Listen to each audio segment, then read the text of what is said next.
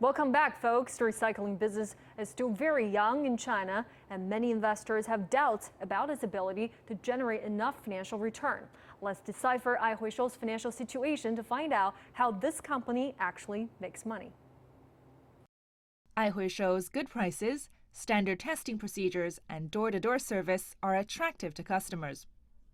The website platform is their trump card through which they get more customers than traditional physical stores. For these smaller dealers, Aihuishou can also be a big help. The ones working with Aihuishou say they can get 15 to 20 orders on average every day.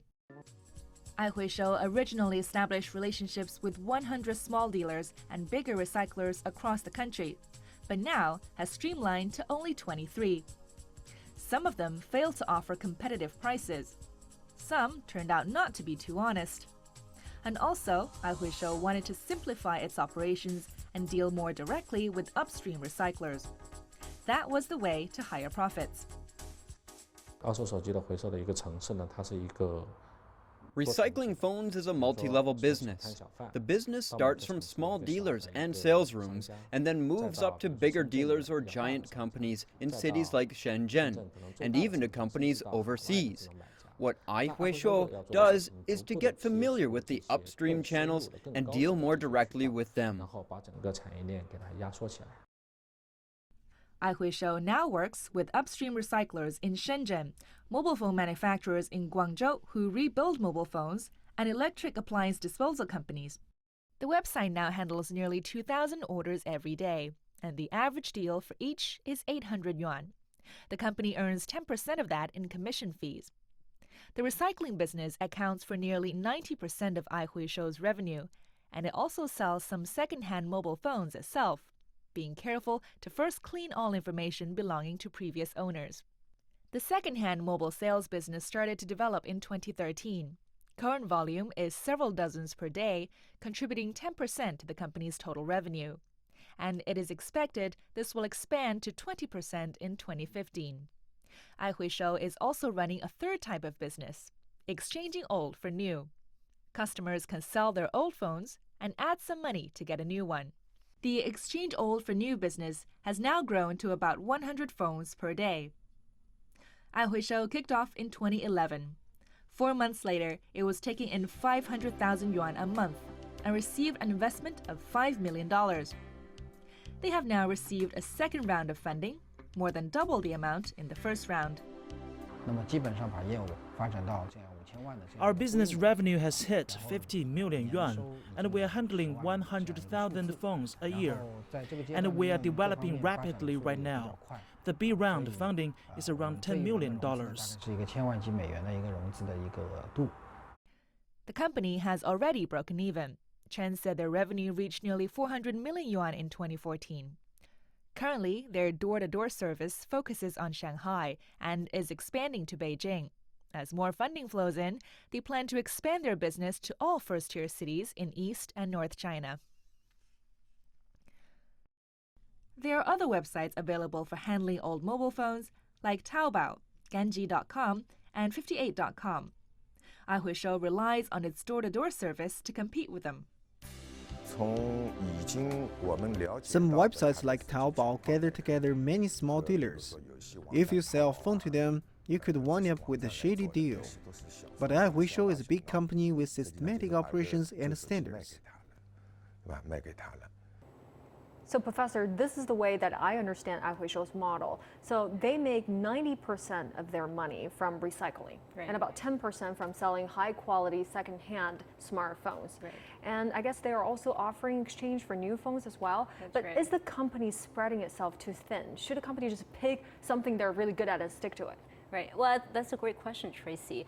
I think at this point, because Aihuishou is a early stage company, and it's still in the early stage of its growth. So I think essentially what this company does is just trying to explore different business models, different product and service offerings, and just see which model will fly in the market. Right. So that's why they offer this direct sales of high quality second-hand phone, as well as this exchange service for the new phone. Right. And as for the first one, as you mentioned, this is currently 10% of the company's revenue, which means there is some market demand for it, right? But to the extent that now cell phones are becoming cheaper and cheaper, and the fact that most Chinese people still prefer to use brand new phones as opposed to a second-hand phone.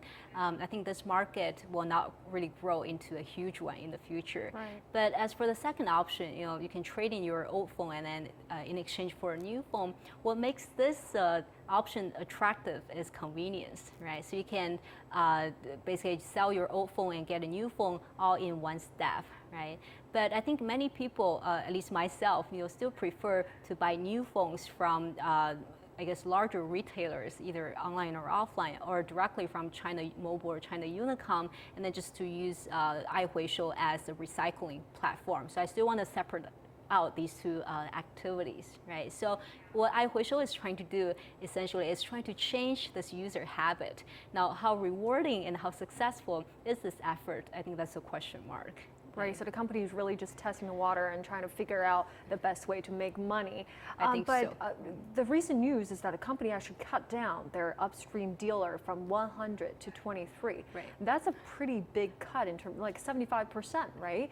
But to what extent can a company have less dealers, but still be able to provide its customers with the best price? Right. What do you think about why is Aihuishou doing this? What's the incentive? Well, first of all, I think because Aihuishou is operating a e-platform and they're offering this auction-based pricing mechanism, which is one of their key value propositions. So they have no choice but to maintain a certain number of partners or dealers, right? But as you mentioned, they've cut down their dealers from 100 to 23.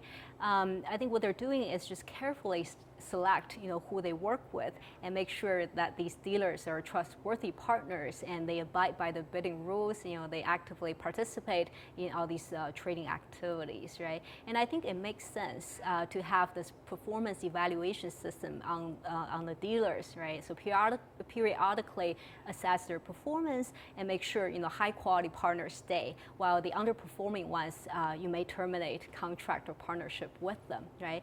And my understanding is maybe this is a temporary move. So maybe they're trying to leave some room for new players to come in. And I think this will actually create a very healthy competition among all the bidders. And at the end, who gets to benefit from all these activities is the end consumers. Right. Exactly. Well, right. From what I understand, this company is actually on a pretty successful trajectory. Right. But should this business turn into a success, other players would want to come to the market. And we already have several websites that actually offer the service to handle Right. old mobile phones, Right. such as Ganji.com, I think Taobao does it, and 58.com. And should Aihuishou be worried about their competition? By all means. I think Aihuishou should be worried, and Aihuishou will always be under the pressure. And they have to worry about the competitors. And the reason is because they are operating a C2B business model. Now, C2B is not a technology-driven or oriented business model, which means the barrier to entry is relatively low, right? So competition is unavoidable. And Aihuishou obviously is not the only player in this market. As you already mentioned, Tracy, there are Taobao, Ganji, and 58.com, right? These guys are much bigger in size, right? And their brand names are perhaps better known to the existing customers, right? These are their strengths. However, they do have a weak point in the sense that they offer too many product and service lines, right? So they cover a variety of service sectors so that they lack focus, the problem is, right? So they're not going to be able to devote enough time, enough resources and attention to the cell phone recycling. And this is precisely where I think Aihuishou has a competitive edge. It's focused on this niche market. So I think what Aihuishou should do is just to move fast, achieve scale, improve its user experience, create this network effect, increase customer stickiness, right? And that's how they're able to win out in the market. What makes this young company so attractive? Right. I think there are a couple of reasons for that. One is the company is operating in a large market, with high growth potentials. Currently, the recycling rate in China is only 1%, which is way below the 3% world average. So this market has a large growth potential in the future.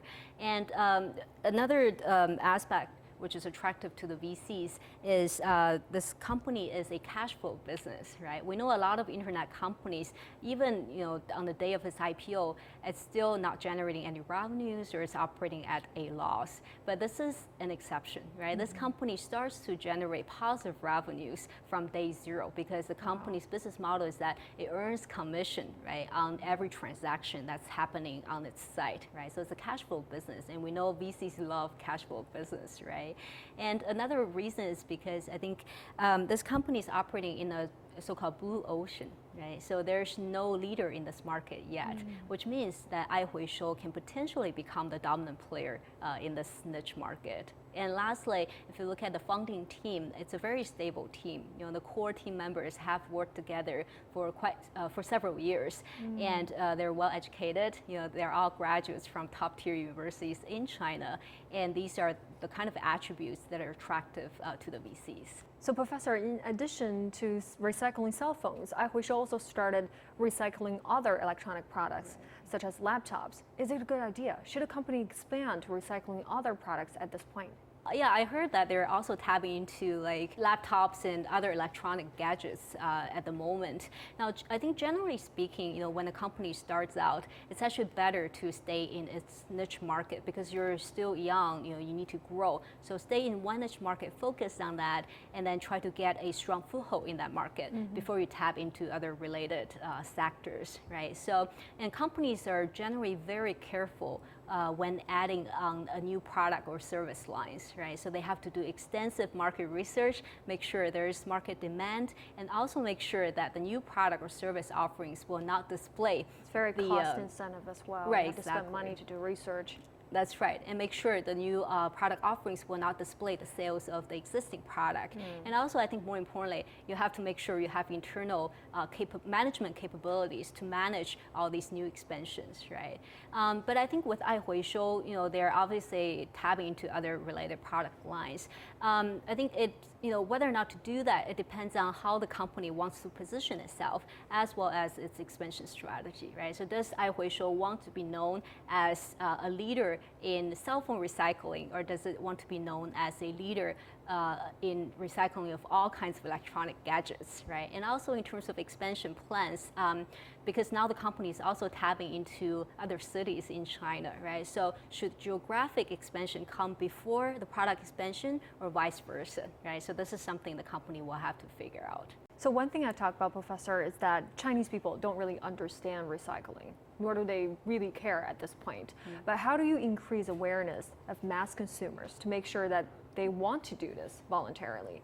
Well, I think market awareness is particularly important for Aihuishou because this company is running a e-platform, so it needs to attract as many individual customers as well as dealers as possible, right? So there are a couple ways to increase market awareness. I think one way I can think of is to do advertisement on the internet, right? There are two advantages. One is this is a fairly low cost strategy, so you can bid for keywords on certain sort of popular search engines, right?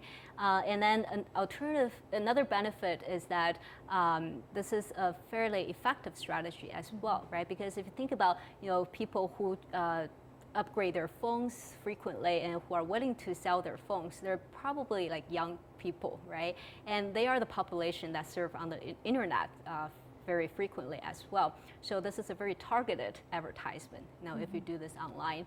And alternative way to increase market awareness is to actually work with some offline agencies like China Mobile, China Unicom if they can, or some retailers, so that when consumers go purchase their first phone or brand new phones, they will become aware that sometime later there's an option to recycle this old phone, right, to Aihuishou.